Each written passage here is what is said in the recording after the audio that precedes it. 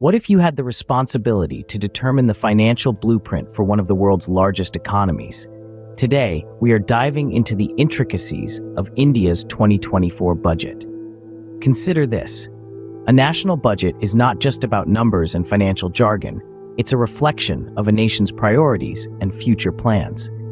Now imagine the scale of India's economy. As the seventh largest economy in the world, its fiscal policies have far-reaching implications, not only domestically, but also on the global stage. The budget for 2024 was released on the 1st of February, a date that carries significant weight. This is when the government of India lays out its financial strategy for the coming fiscal year, setting the course for the country's economic trajectory. This budget isn't just a document, it's a roadmap, guiding the nation towards its economic goals, shaping policies around infrastructure, education, healthcare, defense, and much more. Each decision, each allocation has a ripple effect, impacting millions of lives, businesses, and the overall economy. Now let's dissect this economic blueprint into its key components. Imagine the government as a colossal household. The first thing you need to know is how much money is coming in, right? That's our revenue. Think about it this way. Just as you earn money from your job or business, governments also have their sources of income. This income, or revenue, is the financial fuel that powers the governmental machinery, enabling it to function and serve the people. A significant chunk of this revenue comes from taxes. Every time you buy a product, earn a salary, or even fuel your car, a certain percentage goes to the government in the form of taxes.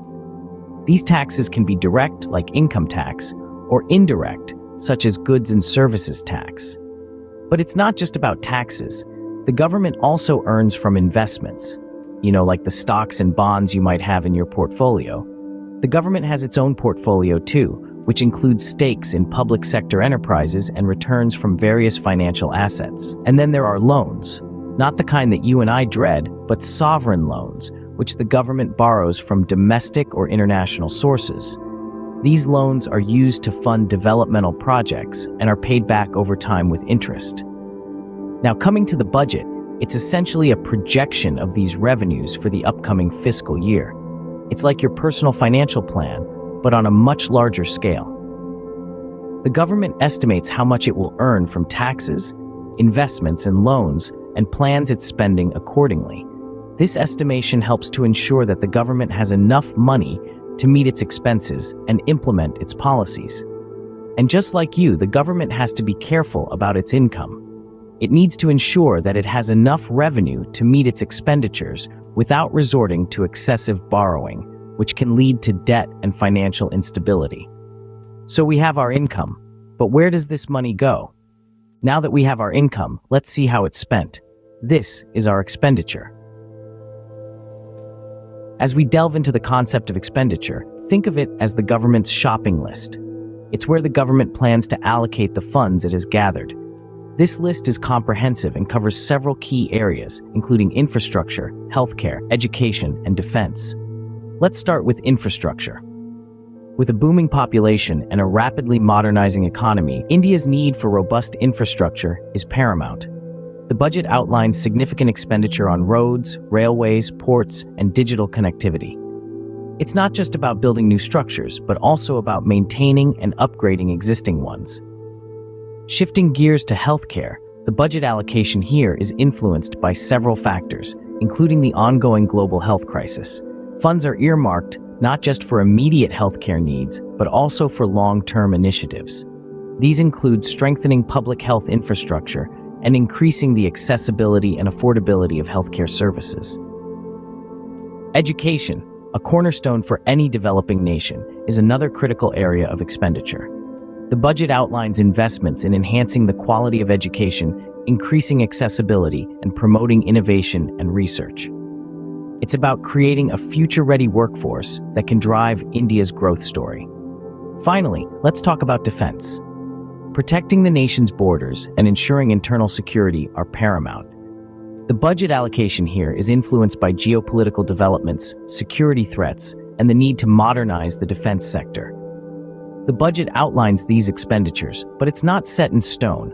Several factors influence spending decisions, including economic conditions, social needs, and geopolitical developments. It's a delicate balancing act, trying to meet the diverse needs of a nation of over 1 billion people while also ensuring fiscal prudence. We've seen where the money comes from and where it goes. But how does this all balance out? Sometimes, the money we earn isn't enough for our needs and wants. That's what we call a fiscal deficit. It's a term that might sound a bit daunting, but it's actually quite straightforward. Imagine your monthly income as a country's revenue and your expenses as its expenditures. Now, if your expenses surpass your income, you're in a deficit. This is essentially what a fiscal deficit is, but on a much larger national scale. It's when a government's total outgoings exceed its total income, resulting in borrowing or debt. So how do we calculate it? It's as simple as subtracting the total expenditure from the total revenue. If the number is negative, it's a fiscal deficit. If it's positive, it's a fiscal surplus.